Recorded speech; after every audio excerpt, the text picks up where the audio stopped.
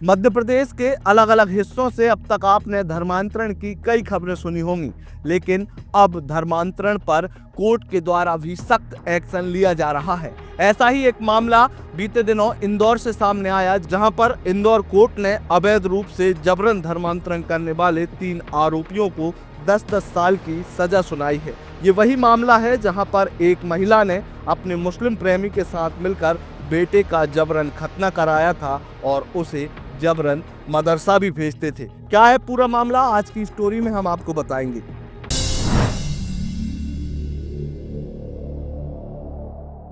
दरअसल इंदौर कोर्ट ने जुलाई 2023 के एक मामले में बड़ा फैसला सुनाते हुए एक 8 साल के मासूम बच्चे के धर्मांतरण करने के आरोप में उसकी मां सहित मां के मुस्लिम प्रेमी और उसके एक सहयोगी को 10-10 साल की सजा सुनाई है।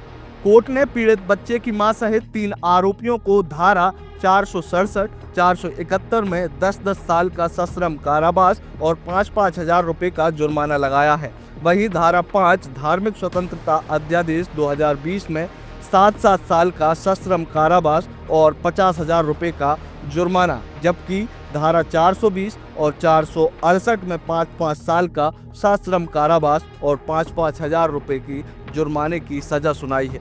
यह पूरा मामला जुलाई 2023 में सामने आया था, जहां राजस्थान के बाड़मेर निवासी व्यापारी महेंद्र नाहटा ने इंदौर के खजराना थाने में FIR दर्ज कराई थी, जिसके बाद पुलिस ने जांच की और इस जांच में पुलिस ने फरियादी की पत्नी प्रार्थना शिवहरे और उसके बॉयफ्रेंड इलियास अहमद, जिसकी उम्र 33 वर्ष है, और उसके सहयोगी मोहम्मद जफर अली निवासी शाजापुर को गिरफ्तार किया था। अब आपको विस्तार से बताते हैं कि आखिर ये मामला था क्या। दरअसल जुलाई 2023 में अनाज व्यापारी महेश नाहटा ने खजराना थाने में एक FIR दर्ज कराई थी, जिसमें बताया था कि उनकी शादी वर्ष 2014 में शाजापुर निवासी प्रार्थना से हुई थी। 2015 में इनका एक बेटा हुआ, सब कुछ ठीक चल रहा था। इसके बाद 25 फरवरी 2018 को वह अपनी पत्नी और बेटे के साथ शाजापुर गया था। यहाँ से उसकी पत्नी अचानक अपने बेटे को लेकर कहीं गायब हो गई, जिसके बाद उन्होंने गुमशुदगी की FIR भी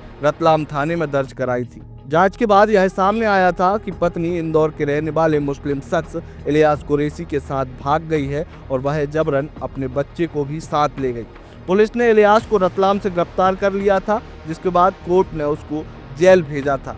जेल से छूटने के बाद इलियास ने पत्नी से फिर संपर्क किया और अपने पास बुला लिया और अनाज व्यापारी के बेटे को साथ में ही रखने की बात की, लेकिन पत्नी फिर गायब हो गई, जिसके बाद काफी समय तक इन दोनों का कुछ पता नहीं चला।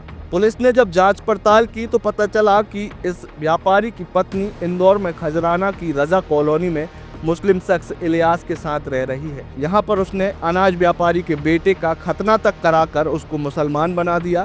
साथ ही साथ बच्चे को जबरन मजहबी तालीम दी जा रही थी और बच्चे को जबरन मदरसा भी भेजा जा रहा था।